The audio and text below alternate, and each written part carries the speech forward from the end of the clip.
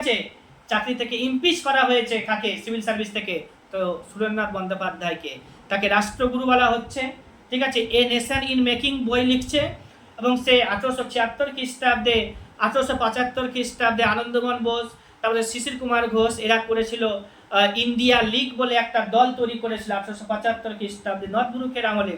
আর 1876 খ্রিস্টাব্দে সুরেন্দ্রনাথ বন্দ্যোপাধ্যায় করবে, যেটা তার নাম হচ্ছে ভারত সভা, ইন্ডিয়ান অ্যাসোসিয়েশন। ঠিক আছে, ভারত সভা ইন্ডিয়ান অ্যাসোসিয়েশন, এই দল তৈরি করেছে কে? S N Banerjee. অ্যাসোসিয়েশন সংস্থা একটা তৈরি করেছিল। এবার হচ্ছে কি, লর্ড নর্থব্রুকের পরে যে আসবে লর্ড লিটন।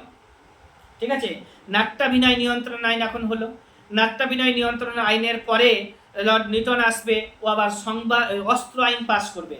ঠিক আছে, অস্ত্র আইন, ভারতীয়রা অস্ত্র রাখতে পারবে না।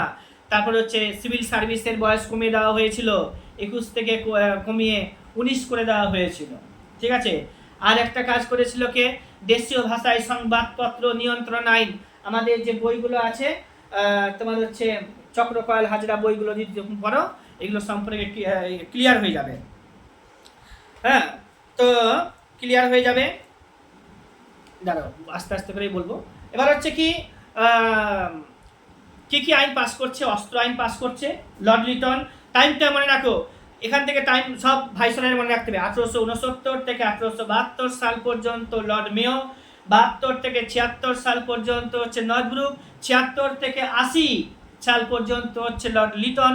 লিটনের পরে আসবে যে, তার নাম হচ্ছে রিপন, 80 থেকে 84 সাল পর্যন্ত। তারপরে যে আসবে ডাফরিন, 84 থেকে 88 সাল পর্যন্ত ইন্ডিয়ান ন্যাশনাল কংগ্রেস তৈরি হয়ে যাবে লর্ড ডাফরিনের আমলে। তো এখানে যে আমি এস এন ব্যানার্জি বললাম, সুরেন্দ্রনাথ বন্দ্যোপাধ্যায়, তাকে একটু আরো বলে দিচ্ছি, তাকে বাংলার কি বলেছে, মুকুটহীন রাজা বলা হচ্ছে। বাংলার মুকুটহীন রাজা সুরেন্দ্রনাথ বন্দ্যোপাধ্যায়কে সুরেন্দ্রনাথ বন্দ্যোপাধ্যায় ব্রিটিশ সরকারকে একবার সাবধান করেছিল যে, বঙ্গভঙ্গ যখন রদ করেছিল না, লর্ড কি নাম কার্জন, বঙ্গভঙ্গ যখন করেছিল, তো বঙ্গভঙ্গের বিরুদ্ধে সে একটা ডাক দিয়েছিল যে, বঙ্গভঙ্গের বিরুদ্ধে যদি আপনারা মানে ইংরেজরা মত না পাল্টান, তা সারা ভারতে আগুন জ্বলে উঠবে, সারা ভারতে আগুন জ্বলে উঠবে। এই কথাটা বাংলায় এটা বলছে কিন্তু এস এন ব্যানার্জি, আর সারা হিন্দুস্তান মে জ্বালামুখী ফুটেগি, এই কথাটা বলবে কে? গান্ধীজি। সারা হিন্দুস্তান মে জ্বালামুখী ফুটেগি, এই কথাটা বলবে কে? গান্ধীজি। আর সারা ভারতে আগুন জ্বলে উঠবে, সে কথাটা বলছে কে? সুরেন্দ্রনাথ বন্দ্যোপাধ্যায়। এই সুরেন্দ্রনাথ বন্দ্যোপাধ্যায়কে আমরা রাষ্ট্রগুরু বলছি। ঠিক আছে, 6 তারিখে জুলাই মাসে 6 তারিখে জুলাই মাসে মানে 5 তারিখে জুলাই মাসে 1905 খ্রিস্টাব্দে সরকার একটা ঘোষণা করেছিল যে বঙ্গভঙ্গ রোধ করবো, বঙ্গভঙ্গ করবো আমরা। আর 6 তারিখে জুলাই মাসে একটা পত্রিকা, যে বঙ্গীয় ব্যবস্থাপক সভাতে ভূপেন্দ্রনাথ বসু বঙ্গভঙ্গের তীব্র প্রতিবাদ জানিয়েছিল। আর রাষ্ট্রগুরু সুরেন্দ্রনাথ বন্দ্যোপাধ্যায়ের নেতৃত্বে বাংলার সব জায়গাতে আন্দোলন দ্রুত প্রসার লাভ করতে থাকে। এ হচ্ছে একটা পত্রিকা, নাম হচ্ছে বেঙ্গলি পত্রিকা, নাম শুনেছ? বেঙ্গলি পত্রিকা সম্পাদক সুরেন্দ্রনাথ বন্দ্যোপাধ্যায়।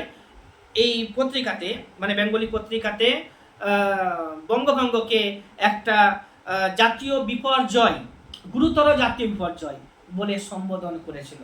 বঙ্গভঙ্গকে গুরুতর জাতীয় বিপর্যয় বলে সম্বোধন করেছিল কে? তাহলে হচ্ছে এস এন ব্যানার্জি। রাষ্ট্রগুরু কে? S N Banerjee. এই নেশন ইন মেকিং কার লেখা? S N Banerjee.